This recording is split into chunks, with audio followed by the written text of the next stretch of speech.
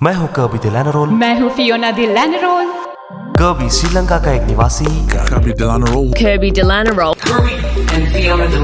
It's my honor to introduce Great to have you on, Reverend. Kirby और Fiona Delano role विश्व स्तर पर मान्यता प्राप्त किए गए नेता हैं। ये प्रदर्शित किए गए थे नेशनल जियोग्राफी और टेड टॉक्स पर। ये अपने प्रभावशाली मिनिस्ट्री के लिए जाने जाते हैं। 2009 में उन्होंने वाव लाइफ चर्च का निर्माण किया कोलंबो में, एक ऐसा कम्युनिटी जो शास्त्र और वैज्ञानिक आधारित नींव के साथ आपको समग्र मसीह केंद्रित समर्थन प्रदान करता है। वाव लाइफ संस्कृति और सकारात्मक शास्त्र जीवन के सभी क्षेत्रों के लोगों को प्रभावित करता है। उन्होंने सरकारी नेताओं को, मशहूर हस्तियों को, संगीतकारों, सोशल मीडिया इन्फ्लुएंसर्स और ब्लू चिप कॉर्पोरेट हेड्स को प्रभावित किया है। साथ ही वाव लाइफ चर्च ने स्वागत किया और बदल दिया उन लोगों को जो टूटे हुए थे और बिखरे हुए थे और जो आर्थिक रेखा के नीचे थे। उन्हें सशक्त और ऊंचा उठाया, जिससे वे एक नई सृष्टि बने जहाँ बीता हुआ कल पीछे छूट जाता है और नया जीवन शुरू होता है। अगर आप ऐसे कम्युनिटी की खोज में है जो समर्पित है व्यक्तिगत विकास, कल्याण और वचन के लिए, तो आप सही जगह पर हैं। ट्यून इन करें वाव लाइफ में,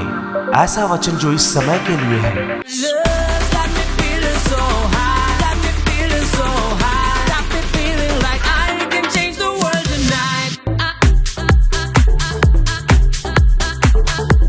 क्या आप तैयार हैं? ठीक है, तो मैं हमेशा की तरह आपके लिए इस वचन को लाया हूं। तो हम कृपा और धर्मशास्त्र के बारे में पढ़ रहे हैं। तो आपको यहाँ सीखने के लिए बहुत कुछ है। किसी ने मुझसे कहा कि हर कोने से आप कभी कुछ ना कुछ सिखा रहे हैं। मैं आपको इस चीज के बारे में हर कोने से कृपा और धर्मशास्त्र के बारे में बता सकता हूँ। ऐसे बता सकता हूँ कि कभी किसी इंसान ने सुना नहीं है। यह एक वरदान है। मेरे पास कई सारे स्वर्गदूत हैं जिनके पास सामर्थ्य है इस वचन की परिभाषा सिखाने में। और मेरी बात मानिए, मैं वचन की तैयारी कर आपको सुनाने के लिए नहीं आता। काफी विचित्र बात है ना? और मैं कभी भी एक संदेश को 2 बार नहीं बताता। ऐसा मेरी जिंदगी में नहीं हुआ। मैं 15 साल से ही करता आ रहा हूँ। तो इस बात को समझने की कोशिश कीजिए, जो आप सुन रहे हैं वो बहुत श्रेष्ठ चीज है। तो मैं अपना संदेश देने से पहले ये सब इसीलिए समझा रहा हूँ, मैं जो भी कर रहा हूँ क्यों कर रहा हूँ, और यहाँ के लीडर्स ये सब क्यों कर रहे हैं। या फिर हम बहुत कुछ अपनी जिंदगी में कर सकते हैं। अगर आप गौर दें तो जो छोटी छोटी चीज हम करते हैं, आप देख पाओगे कि भारी कृपा दृष्टि हमारे ऊपर होती है। और जो भी हम अपने हाथ से छूते हैं उन पर और बहुत शक्तिशाली अधिकार भी होता है। चाहे हम कुछ भी करें, हम जीतते हैं। ये अजीब है ना? हम जो कुछ भी करें जीतते हैं। हम किसी भी चीज को छूते हैं वो कामयाब होता है। मैं इस चीज को उस समय गौर दे पाया जब मैं यीशु मसीह के पास आया, और मैं समझ पाया कि इस चीज को मैं अपने जवानी के समय से वरदान से भरा हुआ इंसान था। मैं करिश्मा इंसान था और मैं बात कर सकता था। मैं किसी को मार सकता और लड़ सकता। ये कुछ ऐसे चीज है जो आपको जीवित रखते हैं। ठीक है, बात करना, किसी को मारना। मैं कभी भागा नहीं। आज तक इसका सामर्थ्य मुझ में नहीं है, भागने का सामर्थ्य। अगर आप देखें तो मैं कभी भी नहीं भागा। पर इन सभी सामर्थ्यों के रहने के बावजूद भी मैं वरदानों से भरा हुआ था, चतुर था। मेरा बोलने का मतलब यह है कि स्कूल में चतुर था। मुझे स्कूल हमेशा बोरिंग लगता था। कभी नोट्स भी मैंने नहीं लिखा। टीचर्स भी मुझे बोर कर देते थे। तो मैं बगावती था। ठीक है, पर आप देखें तो इन सभी सामर्थ्यों के बावजूद अच्छे माता पिता भी थे। माता पिता मेरे सफल थे। उनके पास जरूरत से ज्यादा सब कुछ था। आप समझ रहे हैं? तो इन सभी के बावजूद जो भी मैं करता उसमें हार जाता। आप समझ रहे हैं? मेरे में बहुत सामर्थ्य था। कई बार अंदर बाहर आना जाना होता, पुलिस स्टेशंस में किसी को मारना और किसी के साथ लड़ लेना। कभी भी मैं दोस्ती निभा नहीं पाया जो मेरे साथ वफादार और विश्वास योग्य रहे। तो चाहे मैं जो कुछ भी कर लूं, मैं कभी भी सफल नहीं हो पाया। कभी भी अधिराज्य नहीं था, राज्य शासन नहीं था, अधिकार नहीं था, व्यसनों से भर चुका था, मानसिक रोगी बन चुका था। क्या आप समझ रहे हैं? सारी चतुराई होने के बावजूद भी मेरे खुद के सोच पर मेरी अधिकार नहीं होती थी। मैं सच कह रहा हूं, मैं कई बार यह सोचता था कि अब खत्म हो गया। नाक से 2 पाइप गुजरते हुए दिन मैंने देखे हैं। समझ रहे हैं? 16-17 साल की उम्र में मैं बहुत सामर्थ्य था, पर मैं कभी यह समझ नहीं पाया कि मैं किस चीज के लिए बुलाया गया हूं, कि मैं जिंदगी में क्या करूं। सफलता मेरे लिए बहुत दूर की चीज थी। मैं लोगों को देखता था। एक बार मुझे अच्छे से याद है, मैं प्लांटेशन कॉर्पोरेशन में गया। मैं उस समय हमेशा गवर्नमेंट के टेंडर्स में होता था। जब मैं 15 साल की उम्र से था, तब से जल्दी से पैसे कमाने की सोच थी मेरे में। आप समझ पा रहे हैं? तो 15 साल की उम्र से हमेशा कुछ ऐसे करने की सोच में रहता था जैसे कुछ शक्तिशाली चीज। और फिर 15 साल की उम्र में मैंने देखा, उस समय में एक ऐसा बंदा था, शायद वो एक मैनेजर था उस समय में कॉर्पोरेशन का, जब वो वहां पर था तो उसने मुझे एक कहानी बताई कि वो वहां पर ट्रेन में आता हर एक दिन कोलंबो तक कैंडी से, और वो यह चीज पिछले 25 या 30 साल से कर रहा है अपने जीवन में, और फिर वो वापस ट्रेन में जाता। मैंने बोला कि तुम क्या ट्रेन में आते हो, वो भी कोलंबो तक? तुम 8 घंटे काम करते हो और फिर वापस जाते हो? मुझे नहीं पता लगभग कितने घंटे, क्या 2 घंटे, 3 से 4 घंटे। हे भगवान! और यही चीज वह 30 साल से करता हुआ आ रहा है। मैं उसे नीचा नहीं दिखा रहा। मैंने सोचा कि हे भगवान, ये जिंदगी बहुत कठिन है, और यही वह चीज है जो उसकी जिंदगी में बचा हुआ है। वह एक मैनेजर है किसी एक जगह में, और वह सरकार का है, और अगर आप देखें वह बहुत मेहनती और बहुत अच्छा इंसान था, जैसे कि किसी का 1 रुपए भी नहीं चुराया। ऐसा चीज बहुत दुर्लभ है सरकारी नौकरी रहते हुए। आपको तो पता है श्रीलंका के बारे में, 1 रुपए भी किसी से नहीं चुराया, जिंदगी में सब कुछ सही किया। शायद धर्मी इंसान था और पता नहीं कौन से धर्म से था। अगर आप देखें तो कृपा दृष्टि बहुत दूर की चीज थी। कृपा दृष्टि एक ताकत है जिसे कृपा कहते हैं।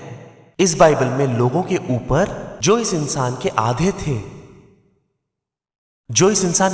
थे, जैसे अब्राहम, जिसने अपने पत्नी को बेच दिया 2 बार ताकि वो बच सके मरने से। मैं ऐसा सोच भी नहीं सकता। दाऊद, जिसने नीचे देखा और किसी और की पत्नी से जबरदस्ती किया और उसके पति को मरवा दिया। इसके आधे को भूल जाओ, इन लोगों से अगर तोला जाए तो इनसे चौथा हिस्सा भी नहीं होगा। आप समझ रहे हो? हर दिन बस चढ़ता है, अपनी पत्नी से प्यार करता है, अपने परिवार से प्यार करता है, सुबह से रात तक काम करता है, ट्रेन से 4 घंटे का रास्ता तय करता है, और फिर 8 घंटे काम करता है, वापस जाने के लिए 3 घंटे, और महीने के 40,000 रुपए कमाता है। ठीक है, इन लोगों में से किसी को भी इस इंसान के साथ तुलना नहीं किया जा सकता। और मैं यहां कहानी पढ़ रहा हूं, और यह पुस्तक एक शानदार पुस्तक है। यह एक पुष्टि और प्रमाण है न्याय और धार्मिकता के बारे में, उनके लिए जो मौत के योग्य है, विपत्ति, बर्बादी, बीमारी और रोग के।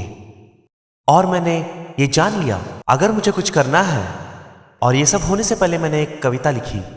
उन दिनों मैं एक काफी अच्छा कवि था, मुझे कई सारी कविताएं पसंद थी, खासकर मिलियन कॉली के। और फिर मैंने कविता लिखी जिसे कहा गया था, इस दुनिया को रोक दो, मैं उतरना चाहता हूं। और मैंने अपने आप में सोचा कि हे भगवान, यह इंसान, मेरे पहचान में सबसे अच्छा इंसान, अगर वो नहीं कर पाया तो मैं कैसे कर पाऊंगा? तो फिर या तो मैं प्रयास करके मर जाऊंगा ये करते हुए। इसका मतलब यह है कि कोई मर जाएगा, काश वो मैं ना रहूं। ठीक है, मैं किसी को मार दूंगा या फिर किसी को शूट कर दूंगा, किसी ना किसी तरीके से हासिल कर लूंगा। और यही मेरी सोच थी, मैं प्रयास करके मर जाऊंगा, कोई मुझे मार देगा, सब जेल में जाएंगे, पर मैं वो स्थान हासिल कर लूंगा। और फिर जब आप कोई कहानी सुनते हो, जैसे मैं बस आपको समझाना चाहता हूं कि मैं जो भी करता हूं वो क्यों करता हूं, पर यह अनुग्रह और धर्मशास्त्र से जुड़ा हुआ है। और फिर मैं अपने सारे हीरोज को देखता हूं, जैसे पाब्लो पिकासो नहीं, पर पाब्लो एस्कोबार। हाँ, ठीक है। मैं अपने दोस्त के साथ मिलकर गॉडफादर देख रहा था। हम सारे झुंड में ये चीज देख रहे थे, जैसे सीरीज के बाद फिर एक सीरीज। और फिर हम लोगों ने गॉडफादर से कुछ सीखा और फिर लागू किया उन चीजों को अपनी जिंदगी में। अगर आप देखें तो हम लोगों ने उसे अच्छे से लागू किया। वे सारे सिद्धांत और मूल्य सच में काम करते हैं, मैं ये कहूंगा। और अगर आप देखें तो हम लोगों ने इस बारे में जब जाना तो हम अपने सपने की दुनिया जी रहे थे। तो शायद किसी का बुरा सपना हमारा सपना था और हम उसे पूरा कर रहे थे। और अगर आप देखें तो ऐसे लोग जैसे एस्कोबार जैसे लोग, वो साउथ अमेरिका जाते हैं और फिर वो ऐसे काम करते हैं, जैसे आपने शायद इसे नेटफ्लिक्स में देखा होगा। मुझे अच्छे से पता है कि ये सारी चीज आप देखते हैं, पर मैंने नहीं देखा। पिछले 19-20 साल से मैंने नहीं देखा। ऐसे सारी चीज मेरे फेवरेट्स हुआ करते थे। ऐसे इंसान या फिर ऐसे लोग, कैली कार्टेल, ये सारे लोग बहुत सारा दान करते थे। वे सब कुछ लोगों को दे चुके, उन्होंने शहर बनाया।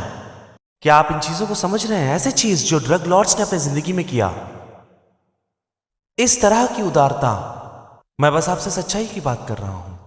ऐसी उदारता आप कहीं पे भी नहीं देखोगे जितना आप एक ड्रग लॉर्ड के पास देखोगे।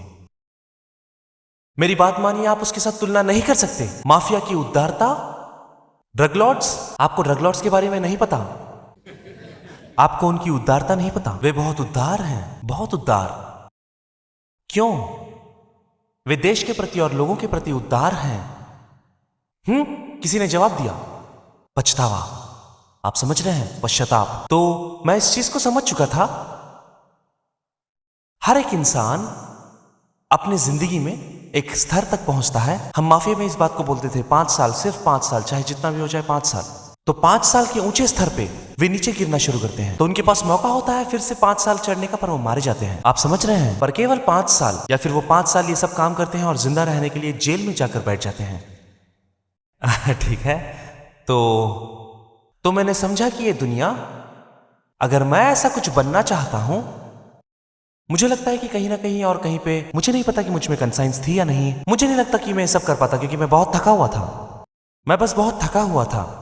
लोगों को मारना, शूट कर देना, चोरी करना, मरवा देना, मैं ये सब करता और लगभग हर समय मैं बहुत थका हुआ होता और मैं थक चुका था। मैं उम्मीद को छोड़ चुका था। जब मैं इस देश को छोड़कर जा रहा था उस समय पुलिस की मोस्ट वांटेड लिस्ट में था। तो मैं अपने पत्नी को लेने गया। तो जब मैं इस देश को छोड़कर जा रहा था तो मैं जहाज में चढ़ चुका था और मेरी माँ ने न्यू किंग जेम्स वर्जन की छोटी सी बाइबल मेरे साथ रख दिया। ठीक है, तो फियोना के पास काफी सारे वो पिजामे के टाइप से कुछ होते थे, क्या बोलते हैं उसे, मुझे नहीं पता क्या है। हाँ, थर्मल्स, बहुत सारे थर्मल्स थे। छोटा सा वो किंग जेम्स वर्जन की बाइबल मेरे बैग में रख दिया। और जब मैं यूके पहुंच चुका था, असल में तब मैंने इस पुस्तक को पढ़ना शुरू की। मैं सच कह रहा हूं। और जब हर बार मैंने इसे पढ़ा तब ऐसे होता था जैसे मैंने इस चीज को महसूस किया, आनंद, खुशी और शांति मेरी जिंदगी में वापस आ गई। तब मैं इसे बहुत बार पढ़ चुका था। तब मुझे एहसास हुआ कि यह आध्यात्मिक पुस्तक है। तब मैंने इस चीज को जान लिया और मैंने देखा कि इसके बहुत सारे अनुवाद हैं। 4 लाख नए नियम के अनुवाद हैं। हालांकि मैं इसे कहता हूं ये अलौकिक है, क्योंकि ये एक अक्षर नहीं बल्कि आत्मा है। ठीक है, तो मैंने इसे पढ़ना शुरू किया और मेरा डिप्रेशन जा चुका था। मैं अच्छा व्यवहार करना शुरू कर दिया उस लड़की से जो मेरी गर्लफ्रेंड थी, अभी मेरी पत्नी है। मैं लोगों के साथ अच्छा था। प्रभु ने मुझे अजीब से रास्ते पर चलाया, बहुत से अजीब रास्ते जो वो नहीं चाहता कि लोग उनसे गुजरे, वो इसीलिए लेकर जाता है क्योंकि उसका अनुभव अद्भुत तरीके से हो। कृपा और धर्मशास्त्र को समझने के लिए मैं ये सब बता रहा हूँ। मैं इस चीज को समझ पा रहा था कि मैं उसके पास जा रहा हूँ, जो कई सारे लोग बताते हैं कि मैं प्रभु के करीब जा रहा हूँ। पर आपको इसे अच्छे से समझाने के लिए वो ये है कि मुझे पुष्टि मिल रही थी, मुझे मान्यता प्राप्त हो रही थी। मुझे यह एहसास हुआ कि मेरा जो बैकग्राउंड है, तो मैं जल्दी से आपको बताऊंगा कि मैं माफिया में कैसे गया, उस स्थान तक कैसे पहुंचा और कुछ ही देर में जीरो से हीरो कैसे बन गया। एक बंदा था, कई बार अभी भी मेरे पास वो होता है। एक ऐसा बंदा था जो मेरे पास आया, वो एक सही पाताले था। शायद आपको इस बारे में पता होगा। पाताले एक गैंगस्टर नहीं है। गैंगस्टर इसके सामने कुछ नहीं। पाताले का मतलब है शक्तिशाली बंदा, ऑर्गेनाइज्ड। गैंगस्टर यानी अकेला, पर पाताले यानी ऑर्गेनाइज्ड। एक ऐसा इंसान मेरे पास आया, बहुत ऊंचे स्तर का। वो मुझे बहुत पसंद करता, मेरे साथ घूमता फिरता, और मैं जहां पर भी जाता वो इस बात को कहता कि जब भी ये बंदा आएगा उसका मतलब मैं आया हूं। तो ध्यान रखना, Kapang denona, meron. इसका मतलब है अपने बचाव के लिए इसे पैसे देते रहना। तो मैं अपने कार से उतरता, कार ड्राइवर होता था, बेंज की गाड़ी थी, और ये लोग सोचते कि मैं बच्चा हूं। कार से नीचे उतरता और जब मैं आता मुझे एक पहचान मिलती, मुझे न्याय मिलती। अचानक से बिना एक इंसान को भी मारे उन लोगों की तरह मुझे एक पहचान मिल गया। वो सारे पाप जो वो करते थे, वो सारे पाप जो वो करते थे, एक इंसान का पाप, मुझे उसकी पहचान मिल गई। और फिर एक ऑर्गेनाइजेशन का पाप, वो मेरा पहचान बन चुका था। मैं आपको मेरी कहानी बता रहा हूं। विश्वास के द्वारा न्याय को पा लेना, विश्वास के माध्यम से मैं अपने ऊपर एक ऑर्गेनाइजेशन को ले चुका। विश्वास के द्वारा मैं जो बनना चाहता था वो बन चुका। मैं श्रेष्ठ तरीके से वो काम करना चाहता था जो वो कर रहे थे, पर कुछ चीज मुझे रोक रहा था। जब भी मैं अपना गन लेकर जाता था, जहां पर भी कुछ ना कुछ चीज मुझे रोकती थी। कई बार ये हुआ। तब मुझे एहसास हुआ पाप करने के लिए एक पहचान, बल, ताकत और अधिकार मुझे दिया। और जब मैं यीशु में आया और जब मैं उसके रास्तों के पीछे चला, मुझे एहसास हुआ कि कोई मुझे अपना पहचान दे रहा है और पुष्टि दे रहा है। क्या आप समझ रहे हैं? क्योंकि तब मैं अवज्ञानी का पुत्र था। बाइबल ये वचन कहती है, मैं किसी और प्रकार के अधिकार के नीचे पुत्र था। मैं उनके लिए वहां पे एक पुत्र था, इसीलिए हम उनको गॉडफादर कहते हैं। क्योंकि आप पुत्र बनते हो पिताओं के लिए, उनके कुछ उसूल हैं, तब जाकर आप उनका एक भाग बनते हो। जब मैं यीशु के पास आया तब मुझे एहसास हुआ उसने मुझे न्यायोचित ठहराया, उसने मुझे अपना पहचान दिया। जब आप कहते हो कि मैं अपने प्रभु के पास आ रहा हूं, जब आप उस दरवाजे से अंदर आते हो और कहते हो कि मैं चर्च जाता हूं, आप ये कह रहे हो कि कोई एक ऐसा महान हस्ती है ब्रह्मांड में सबसे अधिक महान, जो आपको अपना पहचान दे रहा है ताकि आप उसके वंश में जुड़ सको। तब आप मानव जाति से बदलकर प्रभु के पुत्र कहलाते हो आप। और अब जब आप बात करते हो, खड़े होते हो, आप अपने काम करते हो, आप अपने व्यापार करते हो, अचानक से एक अनदेखी, क्योंकि ये सब अनदेखी चीजें हैं, ये सारे सिद्धांत और सूत्र अनदेखे हैं पर उन्हें महसूस कर सकते हैं। अब जब आप व्यापार करते हो या आप अपना काम करते हो, यहाँ क्या होता है कि वो वंशावली जो प्रभु का बेटा बनाता है उसका महसूस होता है। वहां उस जगह पर इलेक्ट्रोमैग्नेटिक्स बढ़ जाती है, आपका वहां होना सब कुछ बदल देती है। क्या आप समझ रहे हैं? जब मैं वहां पर खड़ा था, मैंने वहां एक दर्शन देखा। मुझे नहीं पता वो कौन है और कहां है। मैंने एक बुजुर्ग इंसान को देखा है। वह इंसान आपके परिवार से है। इस नाम को यूहन्ना, आपके भाषा में इसे क्या बुलाते हैं? यानुश। हे मेरे प्रभु, यानिक नहीं, यानुश। यानुश He's my dad. वो आपके पिता है। Come on. यूहन्ना, यूहन्ना आपके पिता है। यानुश का मतलब यूहन्ना हे है। मेरे प्रभु। स्टीफन कौन है? वाह, हे प्रभु, स्टेफान एक कार्डिनल है। अच्छा, मैं समझ गया। कितना शानदार है। हाँ, मैं इसे बिल्कुल समझ चुका। क्या आप इस इंसान को जानते हो? वो मेरे परिवार से है। आपके परिवार से है? हाँ, मैं कल उन्हीं के बारे में सोच रही थी। आप स्टीफन के बारे में सोच रहे थे? मैं समझाना चाहती हूँ उस भविष्यवाणी में क्या हुआ था। यह एक अद्भुत भविष्यवाणी है। तो एक कार्डिनल है जो मेरे पिताजी के वंश से है, वो हमारे परिवार में है। मेरे पिताजी का नाम यानुश है और यही प्रॉफिट कर्बी जी ने बताया था। यूहन्ना को आपके भाषा में क्या बुलाते हैं? और मेरे पिताजी एक याजक बनना चाहते थे। कुछ समय उनकी जिंदगी में वो बनना चाहते थे। मैं आश्चर्य से सोच रही थी कि ये मेरे लिए क्या है कि मेरे वंश में एक कार्डिनल है। और इसी विषय में आज प्रॉफिट ने हमें बताया कि हमारे पिताजी के कुओं को कैसे खोदें और विरासत को कैसे पाएं।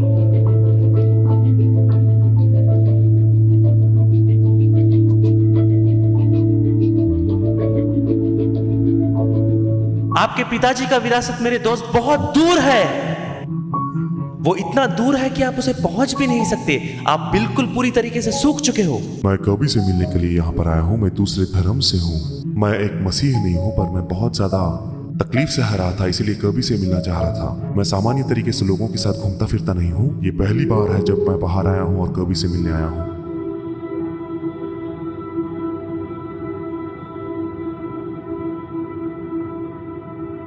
मैं जैसे यहाँ पर आ रहा हूँ, मैं उस जगह को देख रहा हूँ, रत्नपुरा।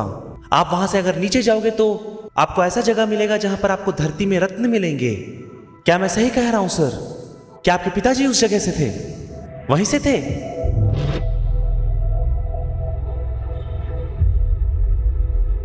और मैं इसी वक्त उसे देख रहा हूं। आपके पिताजी के कुएं सूख चुके हैं। प्रभु आपको ताजा और नवीकरण कर रहा है। कुछ नया आपकी जिंदगी में होने वाला है। जो भविष्यवाणी उन्होंने मेरे ऊपर की है, उन्होंने कहा कि मैं एक इंसान को देख रहा हूँ जो रत्नपुरा के पास वाले जगह से आ रहा है। मैं कागिल से हूँ जो रत्नपुरा के रास्ते से होता है और रत्नपुरा के पास है। हाँ, मेरी जमीन और जायदाद की समस्या मेरे जीवन में चल रही है। मेरे दिमाग में हमेशा यही चलता था, मुझे वो जमीन कभी भी नहीं मिलेगी क्योंकि मैंने बहुत समय पहले उसे खो दिया। हाँ, आप खड़े हो सकते हो। मेरे बात को लिख के रख लेना। आप फिर से ताजा हो जाओगे, नवीकरण होगा और आप पियोगे। आप फिर से प्रभु की स्तुति करोगे। और ये बहुत अद्भुत बात है। मैं अचंभित हो गया और खड़ा नहीं हो पा रहा था क्योंकि जो कुछ भी उन्होंने मुझ पर भविष्यवाणी की थी, और मैं आशीषित महसूस कर रहा हूँ।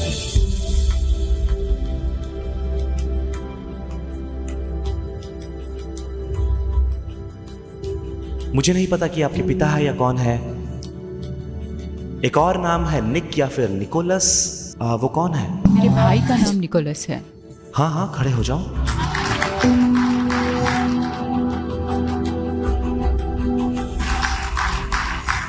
अभी वो कहाँ है? इन स्लोवेनिया। में, ठीक है।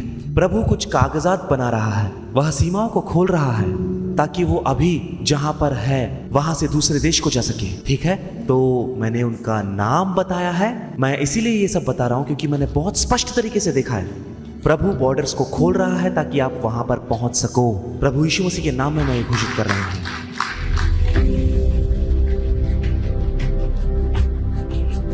ये कितना मजेदार है। ये अद्भुत है। मैं एक भविष्यवक्ता हूं। ये बहुत सामान्य चीज है। हम ये आराम से करते हैं। इसमें चिल्लाना जरूरी नहीं है, कोशिश भी नहीं करना।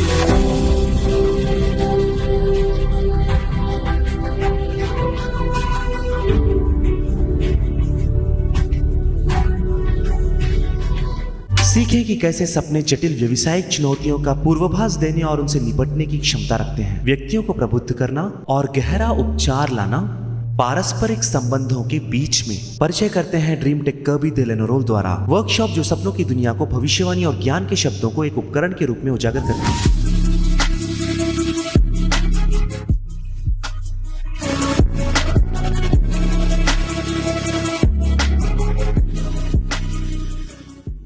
मैं आपके लिए ये चीज पढ़ूंगा, ठीक है? हम जल्दी से इसे खत्म करते हैं। ठीक है, चले देखते हैं। हम रोमियो की पुस्तक में जाएंगे। यहोशुआ 7वां अध्याय। मैं 2 अध्याय में आपको इस चीज के बारे में समझाऊंगा, पर इसे बहुत लंबा हम नहीं पढ़ेंगे। यह बहुत छोटा है पर यह बहुत मजेदार है। मेरी बात मानिए। यहोशुआ 7वां अध्याय। आपको याद है मेरा वो दोस्त जो मुझे पहचान दे गया अंडरवर्ल्ड में? याद है आपको? यीशु को याद रखिए जिसने अपने राज्य की पहचान दी। आप गौर दें कि यहां दोनों पहचान है। ठीक है, चलो फिर देखते हैं कि बाइबल इस बारे में क्या कहती है। यहोशुआ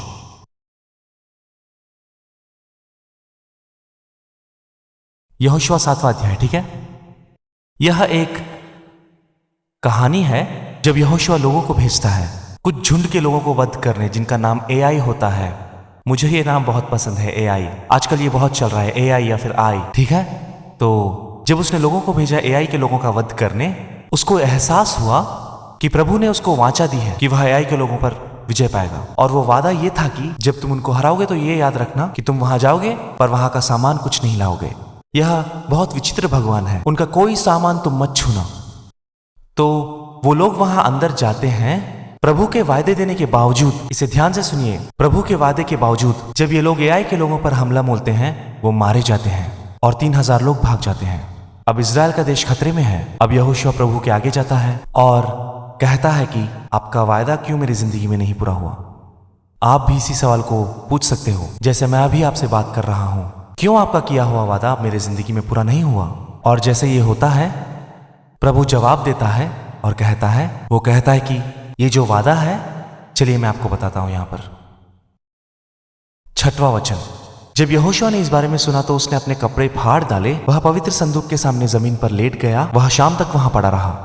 इजराइल के नेताओं ने भी यही किया। उन्होंने अपने सर पर धूल डाली। इस तरह से वे पश्चाताप कर रहे थे और पूछ रहे थे कि क्या गलत हुआ। तब यहोशुआ ने कहा कि यहोवा मेरे स्वामी, किंतु तू हमें इतनी दूर क्यों लाया? और तब एमरी लोगों के द्वारा क्यों हमें नष्ट होने देता है? क्या आप देख पा रहे हैं? वो प्रभु से पूछ रहा है कि क्यों हुआ। उसने कहा कि मैं क्या कहूंगा इजराइल जब शत्रुओं के सामने समर्पित कर देगी। और फिर तब प्रभु उनसे जवाब देता है। तब प्रभु ने यहोशुआ से कहा कि खड़े हो, तुम क्यों मुंह के बल गिरे हुए हो? इजराइल के लोगों ने मेरे विरुद्ध पाप किया है और उन्होंने उस वाचा को तोड़ा है जिसकी आज्ञा मैंने दी थी। उन्होंने कुछ चीजें ली है जिन्हें उन्हें नष्ट करना था। उन्होंने चोरी की है और उन्होंने झूठ बात कही है। तो यहाँ पर बात यह है कि जो आप नहीं समझ रहे हैं, आप में से एक बंदा उस गांव के अंदर गया और अगर आप देखें, उन दिनों में वो लोग समझ चुके थे कि कलेक्टिव कॉन्शियसनेस क्या होता है। वो समझ गए कि कैसे एक इंसान बदल सकता है पूरे कम्युनिटी को।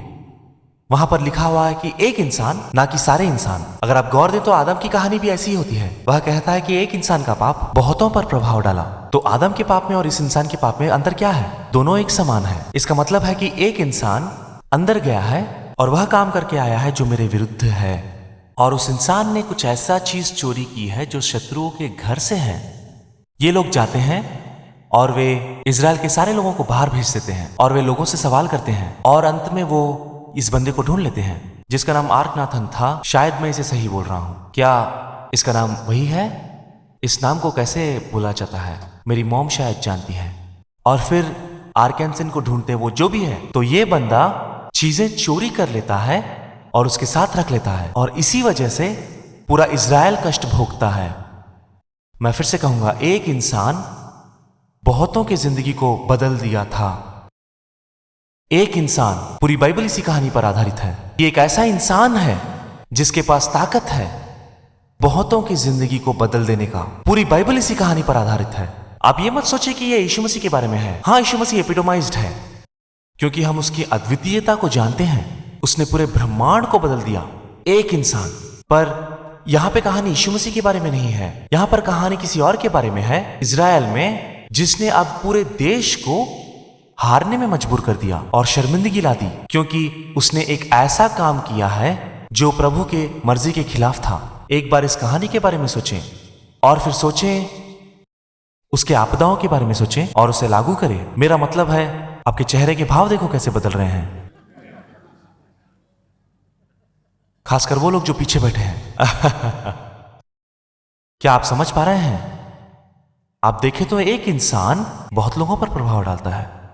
तो आप लोग एक बार सोच के देखें कि कितने सारे पाप और गलतियां इस समय इस टेंट और कैंप के अंदर है। एक बार कल्पना करके तो देखिए आप लोग सब। मुझे आपके सारे समस्याएं पता है, क्योंकि मैं आपका पास्टर हूं, मुझे सब समझ आता है। एक बार कल्पना तो करके देखें कि किस तरह का खौफ हमें सहना होगा आने वाले भविष्य में, एक इंसान के किए हुए काम के द्वारा। एक बंदा जिसका व्यवहार सही नहीं है।